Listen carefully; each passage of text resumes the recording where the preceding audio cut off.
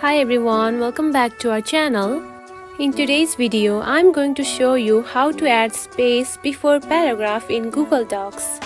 It is a very easy and simple process, so let's get started. Find a Google Docs app, now open it. Now choose one document that you want to add the space on paragraphs. Now choose one and tap on it.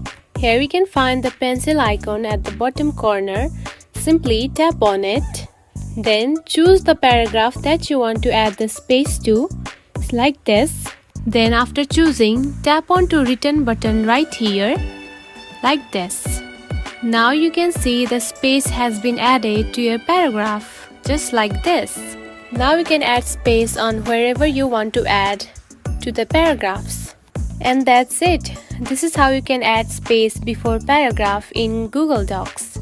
If you found this video helpful, don't forget to like and subscribe for more tips. Thanks for watching.